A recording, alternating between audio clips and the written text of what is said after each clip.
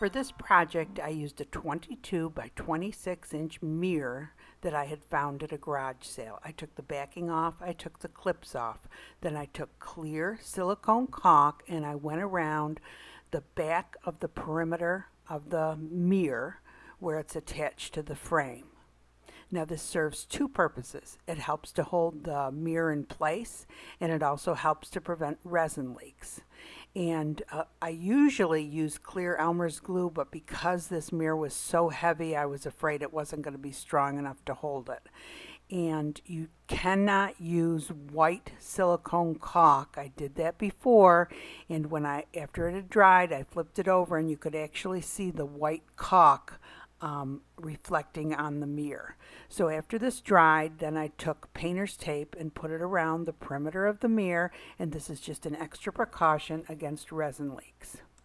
Then I took this Farm Fresh stencil that I had picked up on Amazon. I thought it was really cute, and I used my oil-based Sharpie markers. It's real important that you use the oil base so that it doesn't run with the resin. And I put that at the very top of the mirror. And then after I pulled it off, I kind of filled in a little bit, and then I moved the other part to the bottom because in between I'm going to put broken glass Christmas trees. Next, I took these vases that I've picked up at garage sales and thrift stores. Before, I used to pass them by all the time, but now I've realized that they will make wonderful Christmas trees because the glass is green all the way through, the diameter is small, and it's very thick glass, so that when you nip it, the way I am, it will stand up on its own. So thicker glass is easier to get it to stand up than thinner glass, just so you know. So anyway, I just take the nipper tool and I go all the way around the perimeter. And there is one area that's really narrow and it's hard to kind of nip, but once you get past that, it goes pretty smoothly. And if some of the chunks are too big, you can go ahead and thin them out, and you can see how those all stand up by themselves. And I went ahead and I ended up nipping two of these vases. And I always worry about this glass being so sharp and people cutting themselves on it, and some of these I'm going to be making for gifts.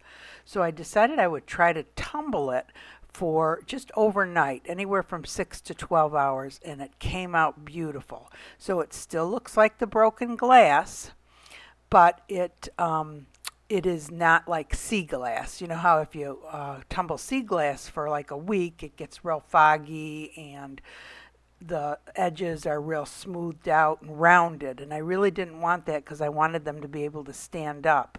And this is only after 11 hours, and they're not sharp at all. The points aren't sharp, the edges aren't sharp, you can run your finger along it. It worked out perfect. Next, I assembled the trees beside the mirror first and then slowly moved them over to the mirror. And the reason I did it that way was because I was switching glass in and out, and I just didn't want to get fingerprints and little glass shards all over the place. So then I started assembling, like I said, the 3 Christmas trees, moving them over to the mirror. And this looks like I'm doing it real fast, but honestly, I'm sure it took me at least a half an hour to get everything going. And I tried to use the longer pieces at the bottom and the shorter pieces at the top so that it would come to a point. And then you can see in the center there was some empty areas, so I just took smaller pieces of the cracked glass and filled in the center. And then I did the same with the other 2 trees. Next, I had to make the trunks of the trees, and I had some stained glass, some brown stained glass that had a really neat texture on it. I thought it would be really good for a tree trunk. Now, I'm not an expert stained glass cutter, but I did learn to cut stained glass on YouTube. And there's many videos out on YouTube teaching you how to cut stained glass. And the great thing about it is it's free. So I cut 3 little tree trunks and put them there at the bottom of each of the trees. Also wanted to make 3 red stars for the very top of the trees. And for this, what I did was, because I really couldn't find any red stars, was I took a wooden star for the largest tree and then 2 other stars and just painted them red and put glitter on them. And I decided to put these on last after I already poured the resin. So next I was ready for the resin. I mixed the resin up off camera. The resin I'm using today is art resin. And when I put the resin on the project, I usually drizzle it over the glass first, then go around the sides and push it up into the corners and make sure it gets along all the sides, and then make sure everything else is covered really well. So next I took the kitchen torch and got rid of as many bubbles as I could. So before I go any further, I want you to look at the Christmas tree on the far right, how it looks like it could use a little more glass in the middle. So when that happens, I just take little pieces of broken glass and just fill in those areas that look kind of empty.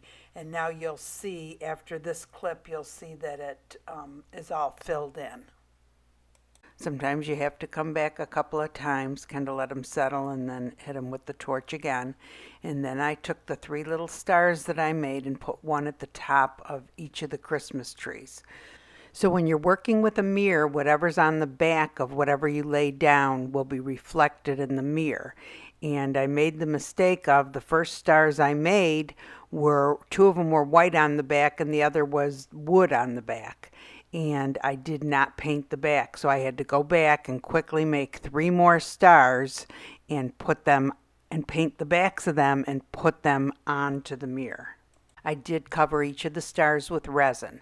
Now this needs to sit at temperatures between 72 and 85 degrees Fahrenheit overnight. It's fully cured at 72 hours, but after about 12 hours you should be able to touch it and move it around a bit.